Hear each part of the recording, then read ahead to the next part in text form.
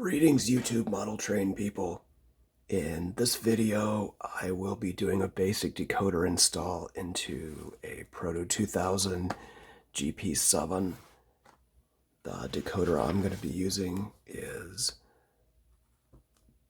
DH165L0 from Digitrax. Quick note, I have had some issues with this particular decoder with the shell not fitting back on, so before you just go run out and buy one of these, watch a little further on in the video and I'll explain it more when we get to that point. So here,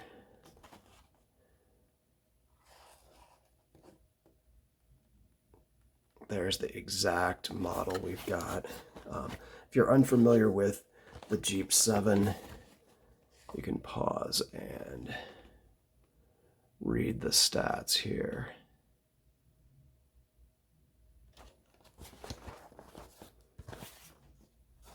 Here it is. I got this at the end of last year. I really did not need another train, but I just couldn't resist. I love the paint scheme on this thing. The black and the gray with the yellow and red stripes. Yeah, so get out of the box here. Looks like we've got directions for how to take it apart.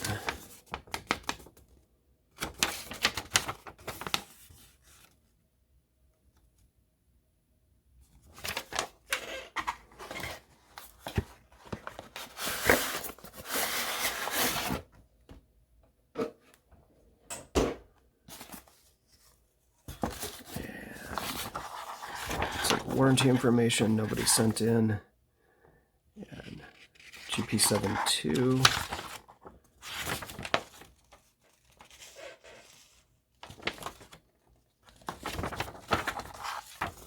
Parts list, other stuff. I think this is new. I don't think this has ever been run before. I have had it out of the box. This isn't the first time it's been out, but we've got basically the shell up here, the drive unit, and then there's some extra parts down here. And then this plastic piece is just taped on. Move that aside.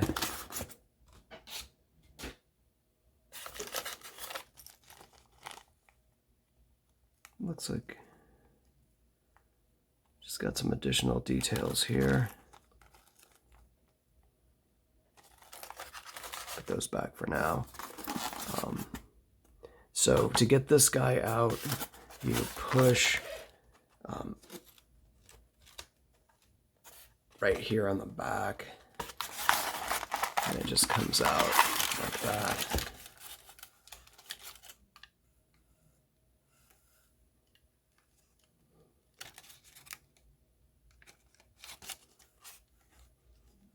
God, this thing is so cool, I can't get over it. Nice. I'm going to use this to pull my Ather and Burlington passenger cars that you've seen me work on in previous videos. Cool. So the shell we don't need right away, so I'm just going to put that back for now. And here is the drive unit. So these plastic things on the end here are just on there to protect the couplers and keep it in the box. So just put those back in there. I'm not sure why they send these with the couplers installed, because to put the shell on you have to take the couplers off anyway, so don't know what's up with that.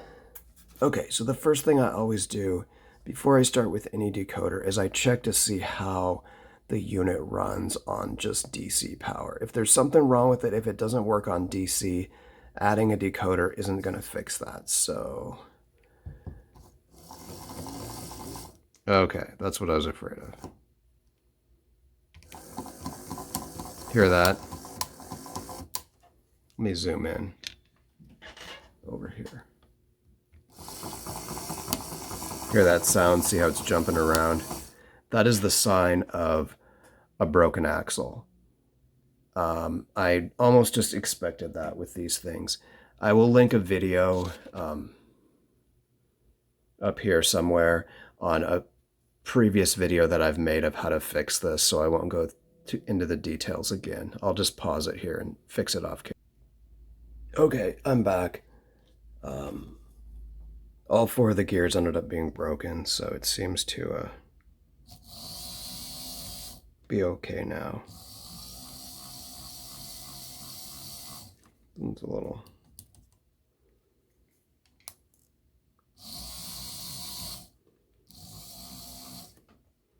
Okay, now on with the decoder install. Okay, so to install the new decoder, you need to remove the old factory light board. So you need to unplug this, kind of get it up out of the way, and then there are 2 Phillips screws.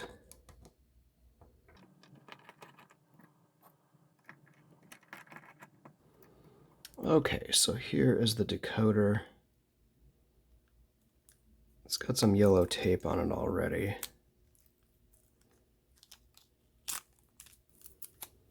I'm going to go ahead and reuse this tape and just stick it to the back here so that doesn't touch anything. Yeah, you don't want anything on the back here making contact with the metal. Just going to leave it kind of that way. As such.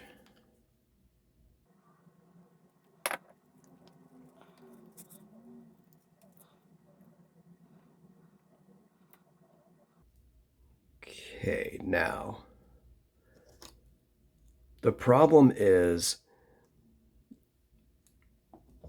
this circuit board here tends to sit up higher than this one did. I'm not sure why. Sometimes the shell doesn't close all the way, so I'm going to test that here. First, I'm going to get a little tape here to hold that down. Okay. Now to put the shell on, you need to take the couplers off. So take those off for now and set them aside. Okay, now I'm going to try and see if I can get the shell to snap on there like it's supposed to.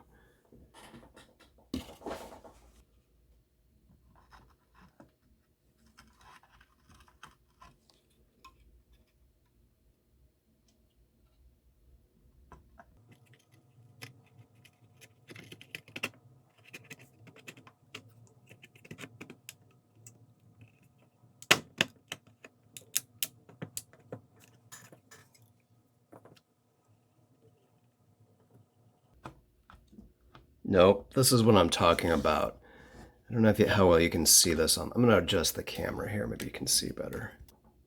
Okay, notice how the shell won't fit down all the way and it's like rocking back and forth. And it's like rocking back and forth right here where like this plug is on the top of here. So because that isn't going down all the way, all right, this is really hard to show on camera, but because the shell doesn't fit down on there all the way, it's impossible to fit the coupler pockets back into here. So we're going to have to make some changes. All right, so the problem that we're having is that this whole part of the plug here is sticking up too far and it's not letting the shell fit all the way down on top. There's 3 different solutions you could do here. One is just not use this decoder and use a regular wired decoder. I'm not going to show that here for this example. Maybe if I have another one of these trains, next time I have one of these that needs to be done, I will show you that install. Now there's 2 other solutions. One is you basically get rid of this plug here and take each of these wires and then solder it on to right here. And then you could even, let me zoom in a little more here, show you kind of what I'm... Okay, so the second solution you could do is just get rid of this plug thing, remove all the wires from here, and then solder them directly onto the pins that they go to. And then you can even cut these pins off a little bit here. But then once again, if you're going to do that, you might as well just use a wired decoder, in my opinion. So I'm going to show you the third option, which involves, I can look, see how there's like this metal, these screw things here that are holding it up slightly. Can you see the gap? Yeah, there's like gap in between here because of these. So those need to be ground off. And for that, obviously, I need to take the decoder off, which I will do.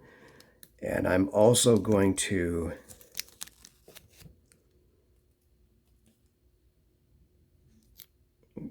so I'm sorry I wasn't in frame here. So basically what needs to happen is this needs to get ground down smooth. These screw holes here. And in order to do that, I'm going to take everything apart because I don't want to get metal filings in everything, especially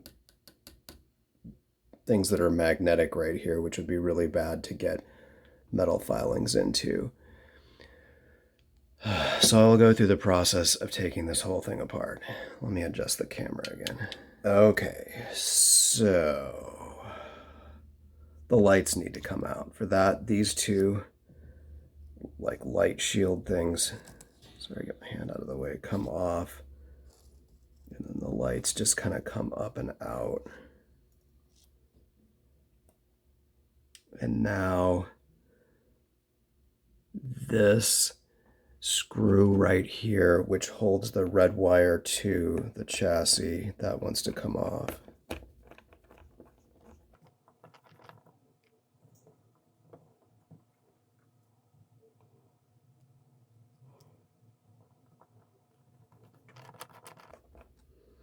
Okay, now next, these black wires here, those, yeah, in order to get this all apart, those have to come off. So you want to pull this clip, this plastic clip off of here, as such, and then take the black wires out through the little hole. And so the rest of this, it looks like, we got that out of the way, this out of the way. It looks like the gray one's gonna have to come off as well. Well, maybe not. Maybe the gray one doesn't have to come off.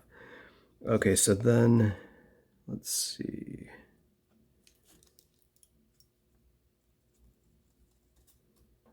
I think it's just these two screws, one right here and one right here. I don't know if those are showing up on camera. There's two Phillips here.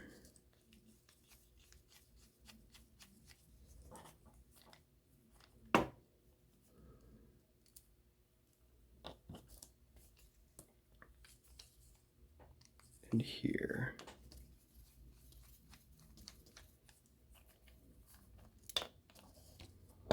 And this just comes off the top. Oh, I'm sorry. You've got to take the fuel tank off the bottom, and then there are two in here. Yeah, there are two screws here and right here, and those are flatheads. There, now it's coming off. Sorry, I forgot about these two underneath the... There. Okay, now...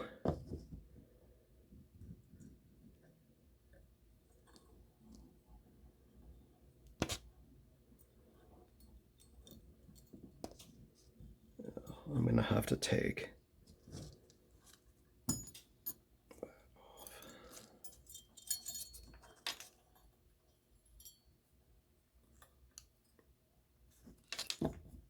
Okay, so now I have this metal part here free, and I'm going to go outside and hit hit this stuff here with the Dremel tool and get that file down. I will be back in a few minutes. Okay, I'm back, and I have ground off the fending material here. Sorry if that will zoom. Hopefully that will fix our problem with the decoder sitting up too high. Now, if I can remember how to get this thing put back together again, it looks like it goes this way, yeah, because the screws are here. So these black wires have to go up through here. Once again, up through there.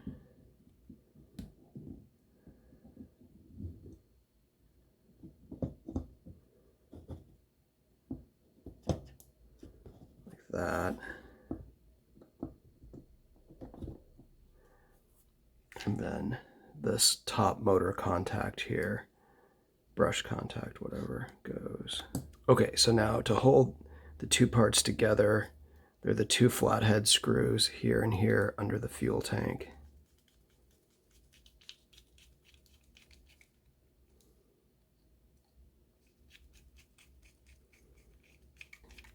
Here at either end, right there. This goes this way. The light bulbs just go in here and here, and these covers, wires all kind of go in like this. I'm sorry, I was off camera that whole time. So this holds the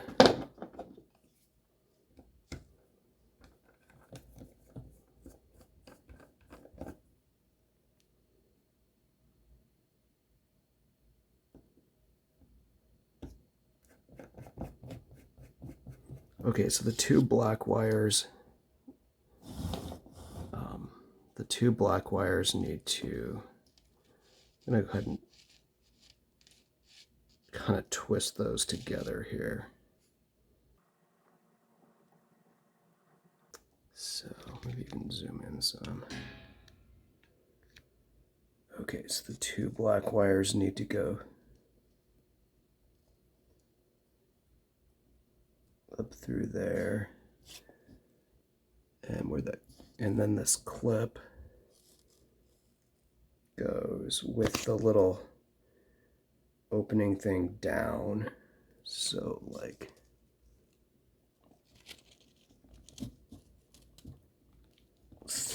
just like that. All right. Now, there was a little piece of double-sided tape here, but it got a lot of metal foam on it, so I'll go ahead and get another piece to go there. And then the decoder.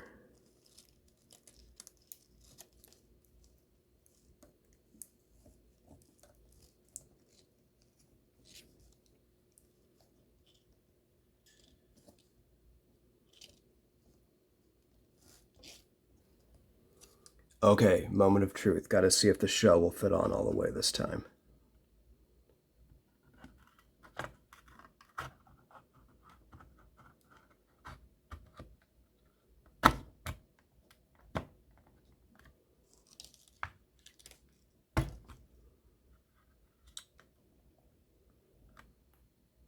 Yeah, I think that did it. I think that's all the way. Yeah, I do believe that is all the way back on. So now the coupler pockets should go in. And I will show you a trick to see if I can zoom in here on these coupler pockets on how to... There's a trick to this too. Okay, now these coupler pockets, this falling all... Actually, one thing you can do, these plastic couplers are a drop-in exactly the same as a KD number 5, so I'm going to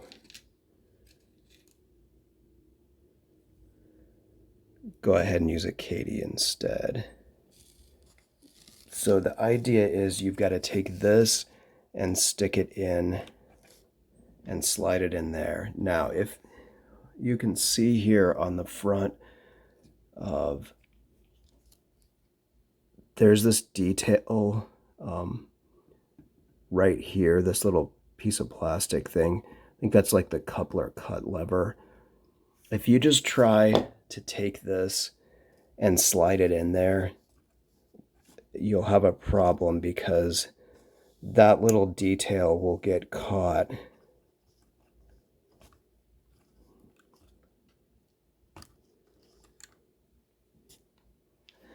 I don't know if you can see this on camera. This little detail will get caught behind this lip on the coupler pocket, and the coupler pocket won't go in all the way.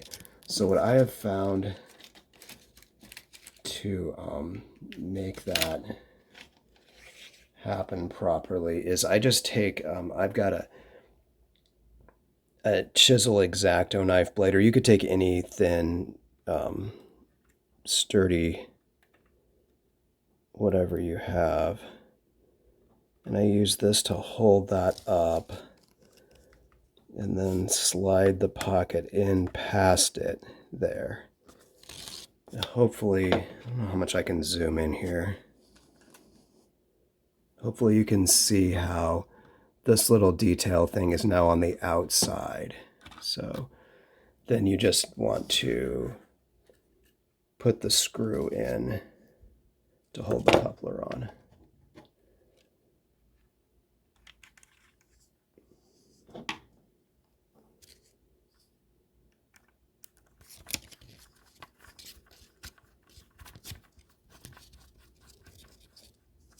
Sorry, I'm not getting that on camera very well.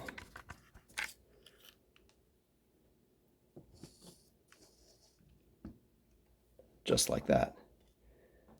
So before I go any further, I'm going to take this down to the test track and make sure this decoder actually works. Okay, so here we are on the programming track, and I've got Decoder Pro running, and I'm going to hit identify here, and hopefully we'll get some clicking and slight movement from the train.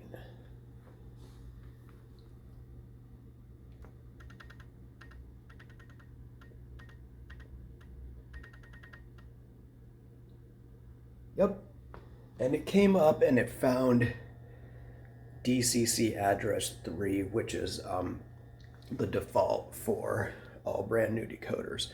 So I'm going to go ahead and program that up a little bit, and I will give you some screenshots of the settings I use. Okay, so I keep forgetting to mention this. The reason why I try everything out on the programming track first before I put it on the power track is because this is like, it's a lower power, and so if there is like the decoder's not wired up right, or there's a short, or the motor's not completely isolated, it shouldn't hopefully fry the decoder. If you remember my video from the the Proto2K F3 units, I failed to cut one of the required traces on the factory light board, and it didn't work on the programming track, and I was able to take it apart and figure out, oh wow, I forgot to do something. So yeah, that's something I've always done that. I think it even recommends that in the Digitrax directions. But yeah, because of that, I've done probably 100 decoder installs, and I've actually never fried a decoder. Knock on wood.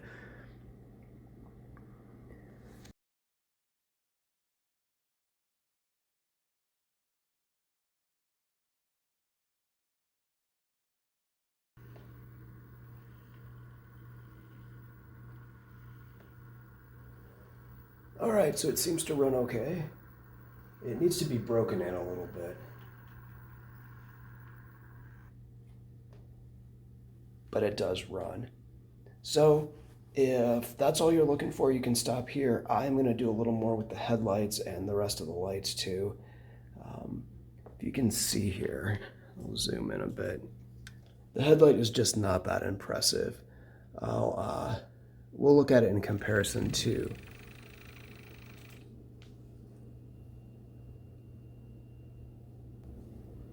So here's the headlight comparison between factory and the individual light bulbs.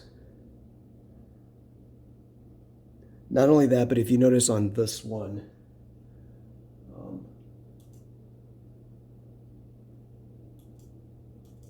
the number boards go on and off with the headlights, whereas on the other,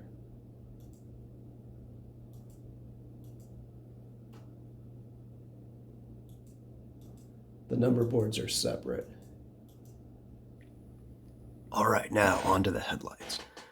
So I will be using these bulbs to do the headlight. Actually, before I show you that, once I had the shell off, I got out the airbrush and did some weathering around the exhaust stacks here. It didn't even look real before. Like, there's no way that stays clean. Absolutely no way. So yeah, I did that, and now onto the lights. So I'll be using these Minitronics bulbs to do the headlights. And I've been asked several times in the comments why I don't use LEDs. And so the answer to that is I do for almost everything, except for the headlights. There's several reasons. One, I like the color a little bit better. I like the glass lens sticking out. The main reason, though, is because of the beam that they project. Like, these things just, it looks like a headlight going down the rail. Whereas, like, with an LED, it tends to just diffuse out and light up everything. And plus, LEDs are almost always too bright. So the way it works now is there's basically one molded piece of plastic. This entire part right here, the light shines into that, and then it lights up both number boards and the headlights. So we need to pull this thing out of here. There, you just kind of have to, wiggle it back and forth, and then it'll come out like that. I'll try the back one as well. Okay, so I was able to get both of these out basically by grabbing them kind of like that and then wiggling and pulling them out. So for the front and back, I'll be using 4 total bulbs and 2 240 ohm 1 watt resistors. Okay, so now in the ends of these, let's see if I can get focus. These bulbs, now they kind of don't quite fit, so we got to deal with that.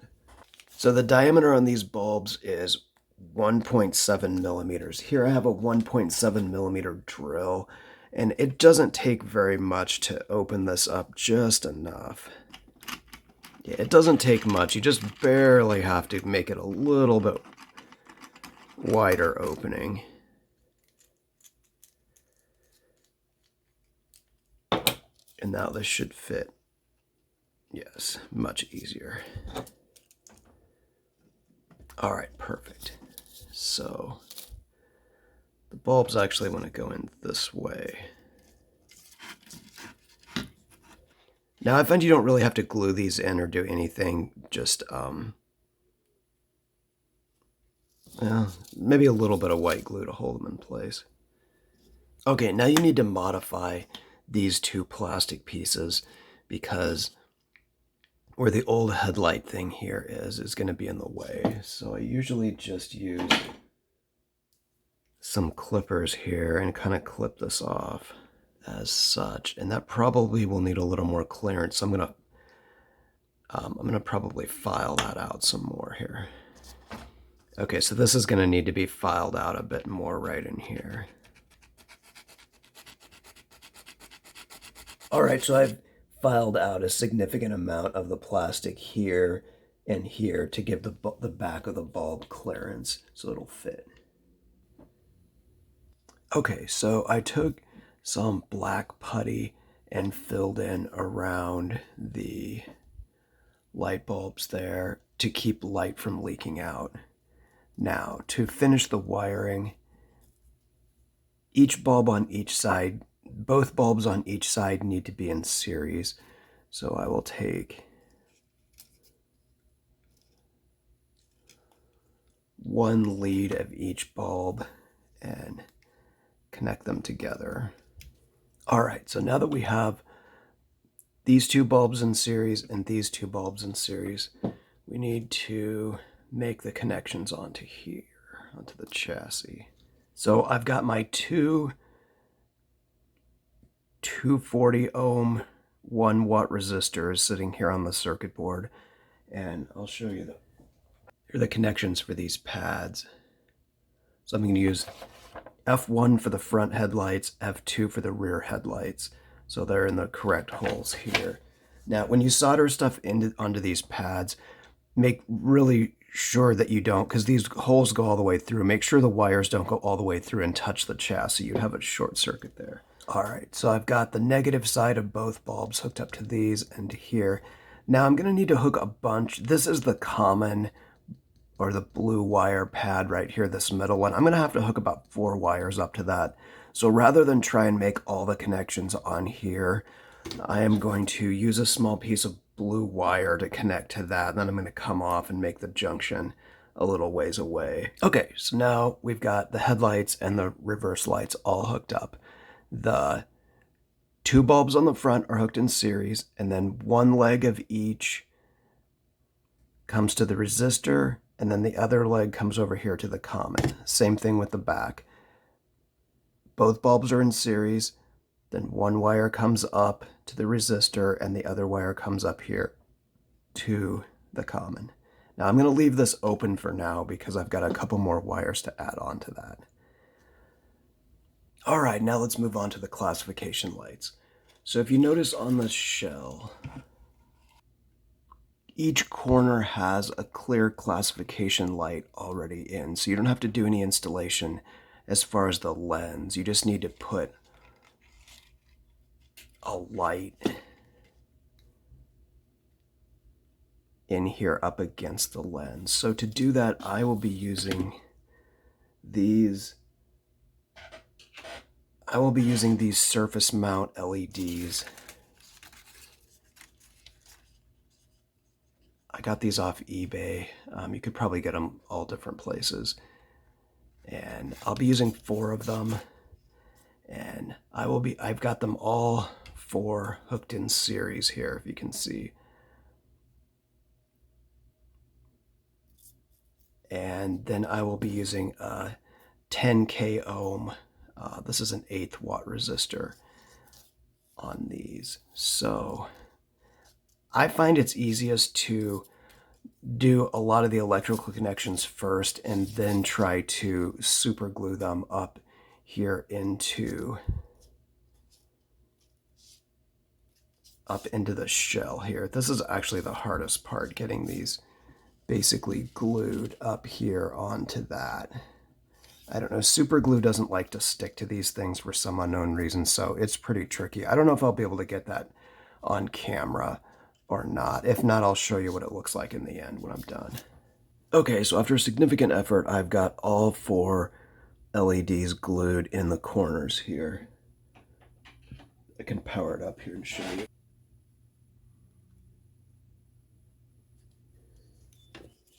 So I've gone in with some black putty and filled in around the LEDs there so the light doesn't leak. I did it in front too. Now I need to put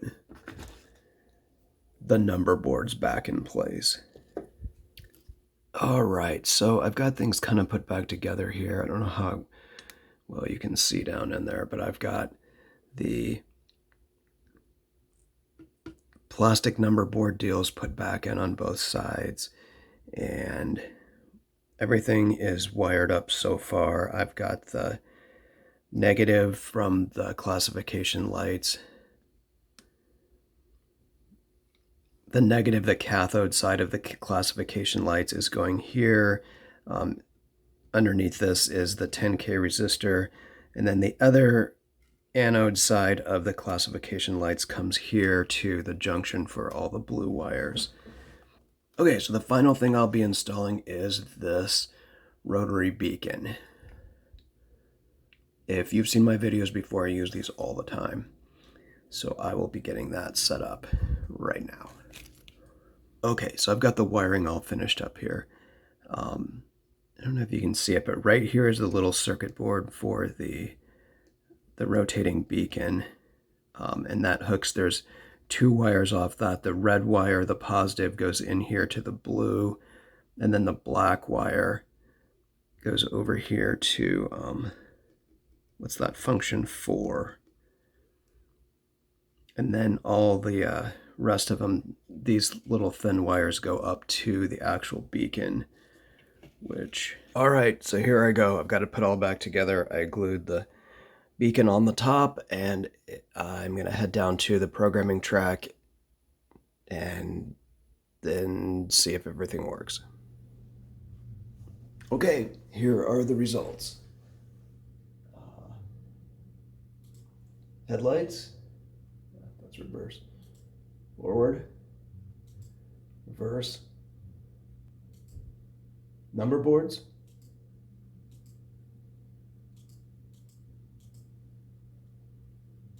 Classification lights. And finally, the rotating beacon.